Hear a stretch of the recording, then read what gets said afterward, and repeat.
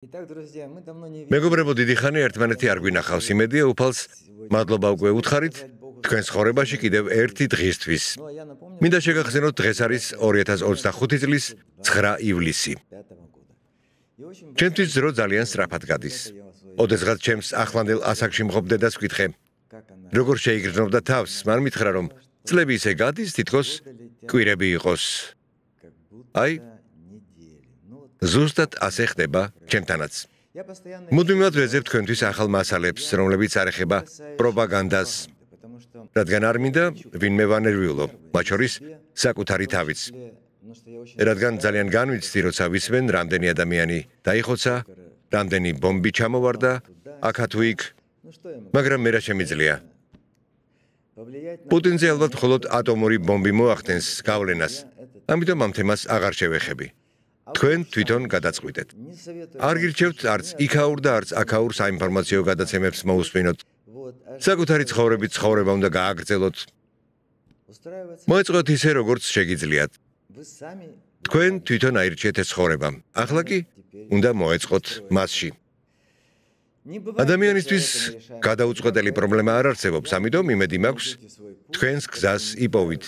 მით უმეტეს ახლა საზღვარგარეთ გასვლა ნებადართულია და ბევრი შეღავათიც მოქმედებს. მართალია, არ ვიცი ვის რა შესაძლებლობა აქვს, მაგრამ იმ ადამიანებთან, ვისთანაც მუდმივად მაქვს კომუნიკაცია, მათ შორის ბევრი ხანდაზმულიც კი თავს კარგად გრძნობს, მაგრამ მეორე მხრივ არსებობს სამშობლო. ეს თემა ასევე პროპაგანდასთან არის დაკავშირებული. ამიტომ მე ასე ვფიქრობ. სამშობლო ადამიანისთვის არის ის ადგილი, სადაც სახელმწიფო მასზე ზრუნავს, სადაც ის თავს კარგად გრძნობს. თუმცა არსებობს კიდევ ერთი იდეა. ის რომ ყველაზე მნიშვნელოვანი უკვე განიცადე. მეგობრობა, სიყვარული. ჩემთან ერთად ცხოვრობს მეგობრობა და სიყვარულიც. მგონია თითქოს თავიდან დავიწყე ცხოვრება. ამასთან დაკავშირებით თქვენთვის ძალიან საინტერესო მასალა ვიპოვე. ის ასეთად მივიჩნიე, რადგან ბოლოს და ბოლოს განათლებით ფილოსოფოსი ვარ. იურიდიული მეცნიერება ფილოსოფიურ მეცნიერებად ითვლება და მე იურიდიულ მეცნიერებათა დოქტორი ვარ. მოდით დავიწყოთ. მოგიყვებით, რას აკეთებს სული ერთ-ერთ ყველაზე ცნობილ მედიუმისა და ექსტრასენსის თვალსაზრისით. მისი სახელი იყო ედგარ კეისი. ყველაფერი ერთი ყუთით დაიწყო, ძველი დროისგან გაცვეთილი მტვრით დაფარული ყუთით. ის შემთხვევით იპოვეს სხვენში, ვირჯინია ბიჩში, სახლში ქალაქში, სადაც ედგარ კეისიმ სიცოცხლის დიდი ნაწილი გაატარა. ყუთს არ ჰქონდა არანაირი აღნიშვნა და წარწერა, მაგრამ შიგნით იდო საქაღალდე, ნაჭერში შეხვეული და კონვერტი წარწერით გახსენით მხოლოდ 70 წლის შემდეგ. ვიღაცამ ის უფრო ადრე გახსნა. და ახლა გავიგებთ, რა ეწერა ამ საქაღალდეში. აი, რას წერდა ეს დიდი ადამიანი. ძალიან იშვიათია, როცა ექსტრასენს მსოფლიოში დიდს უწოდებენ. ის მართლაც წინასწარმეტყველებდა და მთელი მსოფლიო იცნობდა. ბევრი დროა გასული მას შემდეგ, რამდენი შეგიძლიათ Google-ში მოიძიოთ. ზოგი ამტკიცებს, რომ ეს ყუთი ერთხელ მაინც უნახავთ, სხვები ამბობენ, რომ თითქოს ეს ფალსიფიკაციაა, მაგრამ ვინც ედგარ კეისს იცნობს, მის მანერას, მის უჩვეულო სიმშვიდეს, ყველაზე დამთრგუნველი თემების დროს, ირწმუნებიან, რომ ეს მისი ნამდვილი ინტერვიუა. თქვენ კი შეძლებთ ნახოთ ამ ადამიანის ვიდეო და თუ სურვილი გექნებათ, ძალიან განათლებული კაცი იყო. ეს არის ინტერვიუ, რომელიც არასდროს იყო განკუთვნილი ფართო აუდიტორიისთვის. ჩანაწერი თითქოს 44 წელს გაკეთდა, თითქმის 100 წლის წინ ედგარ კეისის გარდაცვალებამდე რამდენიმე თვით ადრე. ის წარმოადგენს საუბრის ჩანაწერს, ტექსტურ ვერსიას. მისსა და უცნობ თანამოსაუბრეს შორის ეს არ იყო ჟურნალისტი, არც მეცნიერი, არამედ ადამიანი, რომელსაც შეეძლო სწორი კითხვების დასმა და როგორც ჩანს ჩაწვდა ამ დიდი ადამიანის სულს. ისტორია მას დიდად მოიხსენიებს. საუბრის თემა იყო სიკვდილის 7 დონე. თუ რა ეტაპებია ეს, რომლებსაც ედგარ კეისის აზრით ყოველი სული გადის, მას შემდეგ რაც ტოვებს ფიზიკურ სამყაროს, საინტერესოა. თუ თქვენთვის საინტერესოა, მაშინ არის ზარის ღილაკი, გამოწერების შესაძლებლობაც, ასევე ძალიან გამიხარდება თქვენი კომენტარები, რადგან თემა მართლაც ძალიან საინტერესოა. მე ამ თემაზე მოვისმინე ჰეგელიც, დალაი-ლამაც და წავიკითხე ინდუისტური ფილოსოფიაც. ზოგადად ყველა ამაზე საუბრობს. ის რომ სიცოცხლის შემდეგ სიცოცხლე გრძელდება, სჯერათ ებრაულ სახელმწიფოშიც ისრაელში. ეს ერთ-ერთი ყველაზე ძველი რელიგიური მრწამსია მათთვის. ამიტომ მოდით მოვისმინოთ. არ დაგავიწყდეთ, ზარის ღილაკი, გვერდის გამოწერა და ლაიქი, თუ მოგეწონათ ეს თემა. მაგრამ ყველაზე უცნაური ნაწილი ისაა, რომ ის საუბრობს მომავალზე. ჩვენს მომავალზე, შენს და ჩემს მომავალზე. ყველაფერი რაც სიკვდილის შესახებ იცით, მხოლოდ მოჩვენებითი ამბობდა кейსი, ილუზიაა. ჭეშმარიტი კი იწყება ამის შემდეგ და არავინ ამზად ამისთვის. დიახ, ადამიანები მოულოდნელად გარდაიცვლებიან. кейსი პირველ დონეს გარდამავალს უწოდებდა. მისი თქმით, აქ სული იმყოფება გაღვიძების მდგომარეობაში. ეს გავს სიზმარს, საიდანაც ცდილობ გამოხვიდე. მაგრამ ყოველი მოძრაობა ასეთია, თითქოს ფრთებს ათამაშებ სქელწყალში. სული იტანჯება, ვერ ტოვებს ამ სამყაროს. ამ დონეზე სულებს არ აქვთ გაცნობიერებული, რომ ისინი გარდაცვლილნი არიან. ისინი ეძებენ შუქს, მაგრამ ხედავენ მხოლოდ საკუთარი მიწიერი შიშების ანარეკლს. ზოგიერთი ამ დონეზე 10 წლეულობით რჩება. ღმერთმა არქნას არავის უსურვებ ამას. ამიტომ დილით აუცილებლად მადლობა უთხარით უფალს ახალი დღისთვის და ილოცეთ ხშირად. ის ყველაფერს ისმენს. აკეთეთ კეთილი საქმეები, რადგან ღმერთისთვის ყველაზე მთავარი მოყვასის დახმარებაა. და მოყვასი, როგორც მე ხშირად ვამბობ, ეს არის ის, ვინც გაგაჩინა და გაგზარდა. ეს არის ის, ვინც დახმარებას საჭიროებს და ამისთვის მადლობას არ გეტყვით. და თქვენ მას ალბათ არასოდეს აღარ შეხვდებით. უბრალოდ თქვენი სული ეზიარება თანაგრძნობას. აი თუ ოდესმე მაინც შეიგრძნობთ თანაგრძნობას, თუნდაც ერთი ადამიანის მიმართ. ვფიქრობ, რომ თქვენი სული აწლელებით აღარ გაიჭედება პირველ დონეზე. მეორე დონე ანარეკლია. აქ ადამიანი თავიდან გადის თავის ცხოვრებას, მაგრამ არა საკუთარი თვალდახედვიდან, არამედ სხვების პერსპექტივიდან. შეგიძლია იგრძნო იმ ადამიანების ტკივილი, ვისაც აწყენინე და სიხარული მათგან, ვისაც დახმარება გაუწიე. кейსის თქმით, ეს ყველაზე მტკივნეული და ყველაზე მნიშვნელოვანი ეტაპია. აქ იბადება სინანული, ანუ საბოლოო დავიწყება. და აი მაშინ სული თავისუფლდება. ღმერთმა ქნას, რომ უფრო ხშირად გაიხსენოთ კარგი ამბები. მესამე დონე გაცნობიერებაა. სული იწყებს ყოფიერების სტრუქტურის გაცნობიერებას. აქ ის ხვდება მეგზურს, რომლებსაც кейსი სინათლის არსებებად მოიხსენიებდა. მათ არ ესმით სიტყვები, ისინი ცოდნას გადასცემენ ხატებით, მოგონებებით, ენერგიით. ბევრი ამ დონიდან უკან ბრუნდება, როგორც სიზმრებიდან დაბრუნებულნი. ზუსტად ისე, როგორც თვითონ кейსი. ის თვლიდა, რომ მეორე სიცოცხლე ცხოვრობდა. ეს ადამიანები ხდებიან მედიუმები, ნათელმხილველები, წინასწარმეტყველები.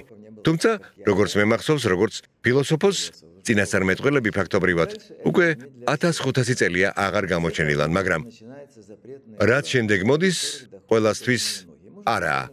თქვა кейსმა, ამ მომენტიდან იწყება აკრძალული დონეები, რომლებამდე ძალიან ცოტა სული აღწევს. შეიძლება ის მართლაც წინასწარმეტყველი იყო, მაგრამ არ ყოფილა გაპიარებული როგორც ჩვენი პოლიტიკოსები, რომლებიც ყველაფერს პირდებიან ხალხს, ოღონდ ქვეყნის სათავეში მოექცნენ. და მერე ყველაფერი ავიწყდებათ. ის ძალიან ცოტა ადამიანისთვის იყო ცნობილი, მხოლოდ როგორც ერთი ჩემი ნაცნობი ყოფილი საბჭოთა კავშირის პერიოდში მინისტრის მოადგილე ამბობდა გაფილტრული საზოგადოების. რატომ დუმს кейსი? შეიძლება იმიტომ, რომ მან იცის სიტყვები აქ უძლურია, მაგრამ სწორედ მეოთხე დონიდან იწყება ყველაზე საშინელი ნაწილი. არა იმიტომ, რომ არსებობს ჯოჯოხეთი, არამედ იმიტომ, რომ არსებობს სიმართლე, საშინელი სიმართლე ჩვენ შესახებ. იმიტომ, რომ ჩვენ თვითონ განვავრცობ ამ დიდებული ადამიანის ნააზრებს, მაპატიეთ. მაგრამ ეს სიმართლეა. და ეს სიმართლე მართლაც საშინელია. მე ისევე როგორც кейს ჯოჯოხეთის არ ვჯერა, მაგრამ ადამიანი ასაკთან ერთად იწყებს ჩვენს თავზე ამ საშინელი სიმართლის გაცნობიერებას. და უკვე სიკვდილის შემდეგ მე ვგრძნობ, რა შეიძლება იყოს.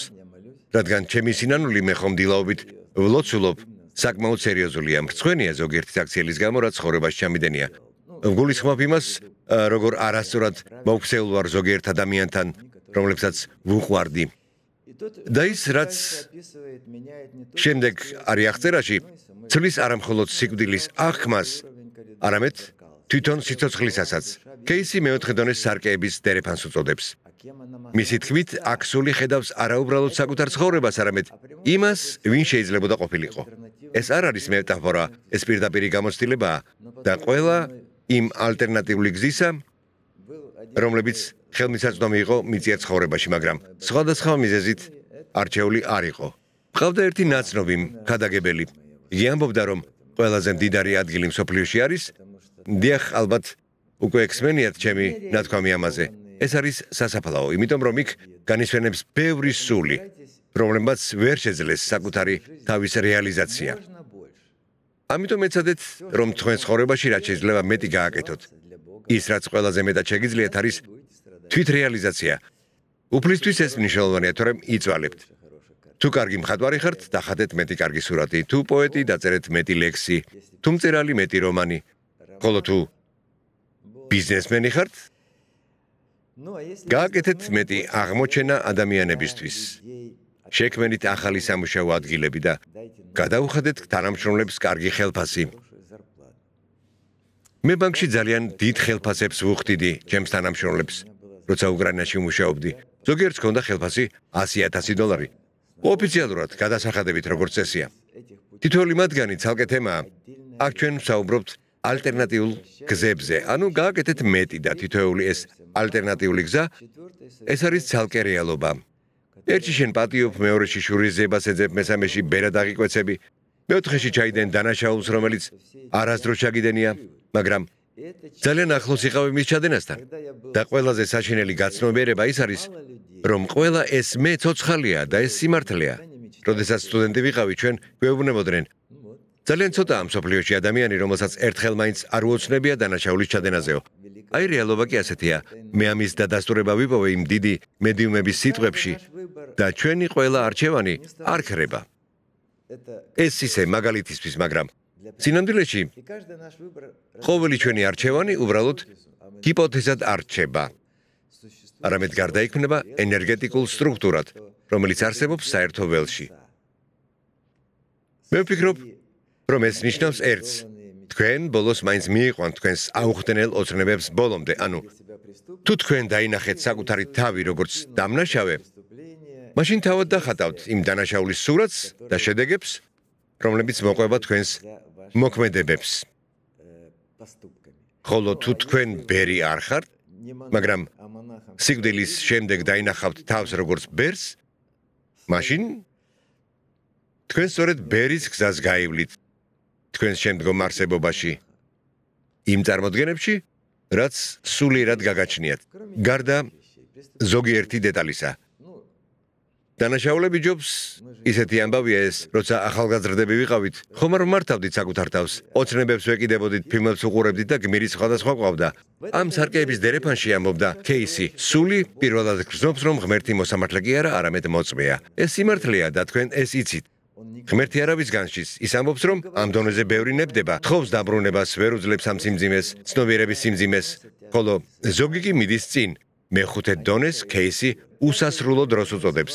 აქ ქრება ხაზოვანი დრო. სული იწყებს ყველაფრის აღქმას, წარსულის, მომავლის და აწმყოსი, როგორც ერთ მთლიან ფენას. ყველაფერი ზუსტად არ მესმის, მაგრამ ალბათ ასეა. მოვკვდები და აუცილებლად მოგიყვებით, როცა დავბრუნდები. რა არის ეს ყველაფერი სინამდვილეში? ზუსტად აქ მიიღო კეისმა თავისი წინასწარმეტყველებები.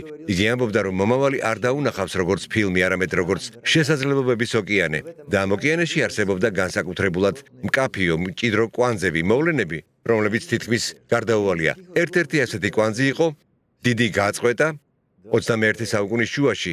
კეის არ დაუკონკრეტებია რა მოხდებოდა, მაგრამ ის რაც მან აღწერა, საშიშად კონკრეტული იყო. ქალაქები უშუქოთ, ხალხი თეთრ ნიღბებში, ბავშვები, რომლებიც იბადებიან წინა ცხოვრებების მეხსიერებით, ქვეყნები, რომლებიც ქრებიან რუკიდან, არა ომის გამო, არამედ მნიშვნელობის განლევის გამო. სინამდვილეში ომი მაინც იყო და ყველაფერი რაც მან აღწერა, ხედავთ, მართლაც წინასწარმეტყველი იყო. ეს ყველაფერი ამბობდა კეისი დაკავშირებულია იმასთან, თუ როგორ გაივლის კაცობრიობა ერთობლივად მესამე დონის ცნობიერებას, რადგან მისი თქმით მთელი მსოფლიო ესეც სულია, გლობალური სული და ის როგორც თითოეული ადამიანი გადის თავის დონეებს სიკვდილის შემდეგ. თუ კაცობრიობა ახლა მესამე დონეზეა, მაშინ წინან გასხივოსნება ან საკუთარი თავის უარყოფა, მაგრამ ამას უკვე თქვენ თავად გადაწყვეტთ. მე ამაზე არ მიფიქრია.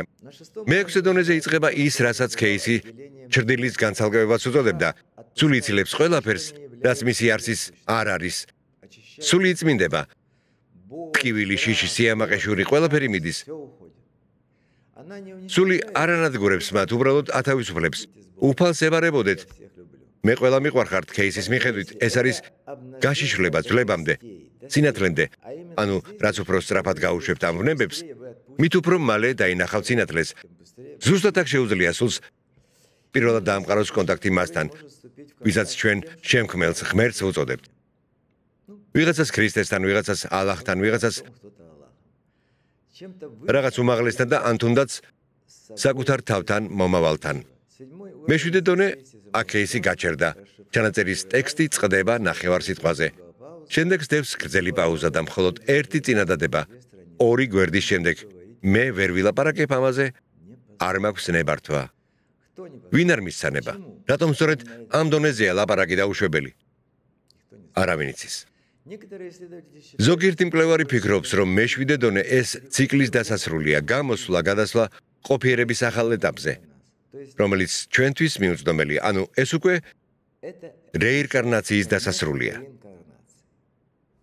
და რად იქცევით ამის შემდეგ ამას? არავინ გეტყვით.